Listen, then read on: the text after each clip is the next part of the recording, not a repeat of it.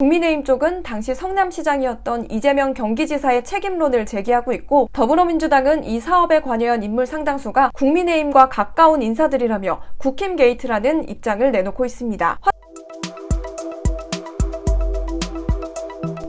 안녕하세요. 퍼블릭 뉴스입니다. 경기도 성남시 대장동의 민관 공동주택개발 사업에 참여한 자산관리사 화천대유와 관련해 정치권을 둘러싼 논란이 끊이지 않고 있습니다. 대장동 재개발 사업은 성남시가 100% 출자한 성남도시개발공사가 민간 사업자들과 함께 출자해 세운 특수 목적법인인 성남이뜰을 통해 사업이 진행됐는데요. 화천대유와 그 자회사인 천하동인 등이 합작해 이뤄졌습니다. 논란의 발단은 화천대유와 천하동인이 자본금 3억 5천만 원, 초기 사업비 350만 원을 투자하고 무려 4,040억 원에 달하는 배당금을 가져간 것이 드러나면서부터입니다. 당시 성남시장으로서 사업 설계를 총괄한 이재명 경기지사가 민간업체인 화천대유 측에 과도한 이익을 주는 방향으로 사업을 구조화한 것이 아니냐며 특혜 논란이 집중됐었습니다. 현재까지 대장동 개발 사업의 이익은 총 9,575억 원으로 이 가운데 성남시가 5,503억 원, 화천대유와 천하통인이 4,040억 원, 금융기관이 32억 원을 가져간 것으로 알려졌습니다. 이 밖에 화천대유는 민영주택용지 출자자 우선 공급제도에 따라 수혜계약으로 대장동 15개 블록 가운데 5개 블록의 사업 시행권을 확보했는데요. 이를 통해서도 4천억 원가량의 이익을 추가로 본 것으로 알려졌습니다. 또 박영수 전 특검의 딸이 화천대유의 직원으로 근무해 화천대유가 소유한 대장동 아파트를 분양받았고 별도로 퇴직금도 받을 예정인 것이 알려졌는데요. 이어 곽상도 의원의 아들이 화천대유에 입사해 월 평균 급여 300만 원을 받으며 5년 9개월간 근무한 후 퇴직금으로 약 50억 원을 받은 것이 알려지면서 세간을 더욱 뜨겁게 달궜습니다. 계속해서 화천대유에 대한 관심이 집중되면서 화천대유의 주인이 누구인지, 자금의 출처는 어떻게 되는지, 해당 사건에 관련된 정치계 인사들은 누구인지, 또 그들은 어떤 이익을 챙겼는지 등 사건을 둘러싼 의혹이 계속해서 제기되고 있습니다. 화천대유는 언론인 출신인 김만배 씨가 대주주고 이성문 변호사가 대표로 있다가 최근 사임했습니다. 화천대유의 고문 자문 역할로는 김 씨의 지인이자 법조계 유명인이 대거 포진해 있습니다. 법조인으로는 권순일 전 대법관, 박영수 전 특별검사, 김순환 전 검찰총장, 이경재 변호사가 고문이며 강찬우 전 수원지검장은 자문입니다. 정치인으로는 원유철 새누리당 전 원내대표, 경연인으로는 이현주 외환은행 전 부행장이 고문을 맡고 있습니다. 화천대유를 둘러싼 논란에 대해 국민의힘 쪽은 당시 성남시장이었던 이재명 경기지사의 책임론을 제기하고 있고, 더불어민주당은 이 사업에 관여한 인물 상당수가 국민의힘과 가까운 인사들이라며 국힘 게이트라는 입장을 내놓고 있습니다. 화천대유의 진짜 주인이 누구인지에 대한 정치권의 공방도 끊이지 않고 있는데요. 국민의힘 대선주자인 윤석열 전 검찰총장은 대장동 게이트의 몸통은 누가 봐도 이재명이다. 본인이 설계자라고 자백하고 사인한 증거까지 명백한데 어찌 손바닥으로 하늘을 가릴 수 있겠는가 라고 말했습니다. 이재명 지사는 대장동 개발에도 어김없이 국민의힘과 토건 세력이 등장한다. 원유철에게 고문료 주고 곽상도 아들에게 50억 원 주고 윤석열 아버지 집 사준 사람이 화천대유 주인이라며 국민의힘을 향한 비난을 이어갔습니다. 최근 검찰이 이성문 전 화천대유 대표를 소환해 조사하고 유동규 전 성남도시개발공사 기획본부장을 구속했습니다. 검찰은 화천대유 관련자들을 소환 조사에 나서며 윗선 규명에 총력을 기울이고 있습니다. 지금까지 퍼블릭 뉴스 엄기자였습니다.